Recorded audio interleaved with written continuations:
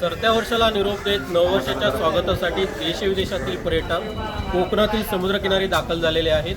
मी सध्या मालवण जेटी येथे आहे। या ठिकाणाहून मालवण जेटी ते सिंधुदुर्ग किल्ला असा प्रवासी उडी वाहतुकीवरनं हे प्रवासी जे आहेत ते सिंधुदुर्ग किल्ला पाहण्यासाठी जात आहेत। मोठ्या संख्येने समुद्रकिनारे देखील गजबजलेले आपल्याला पाहायला मिळतात। प्रवाशांच्या सुरक्षेची काळजी या ठिकाणी बंदर विभाग देखील घेताना पाहायला मिळत आहे, कारण प्रत्येक प्रवाशांना या ठिकाणी लाईफ जॅकेट जे आहे ते दिलं जात आहे। आपल्यासोबत काही पर्यटक आहेत, आपण पर्यटकांशी बातचीत करू। सर, तुम्ही कुठून आलाय आणि कशा पद्धतीने या ठिकाणी पर्यटनाचा आनंद घेतला? मी कोल्हापूरहून आलेलो आहे आणि पर्यटनाबद्दल म्हणायला गेलं तर सिंधुदुर्ग किल्ल्यामध्ये आता आम्ही आलेलो आहे मालवणमध्ये। आणि इथं जी सोय झालेली आहे ती एकदम सुंदर केलेली आहे। आणखीन लाईव्ह जॅकेट सर्वांना दिलेले आहे।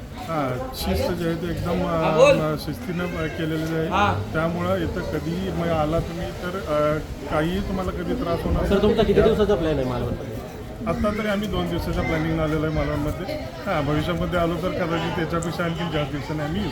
मोठ्या संख्येने पर्यटक सध्या मालवणला भेट देत आहेत। मालवणमधील सिंधुदुर्ग किल्ल्याला खास करून हजारो पर्यटक दररोज भेट देताना आपल्याला पाहायला मिळत आहे। कॅमेरा पर्सन परेशसह सदाशिव लाड, एबीपी माझा, मालवण, सिंधुदुर्ग। एबीपी माझा, उघडा डोळे बघा नीट।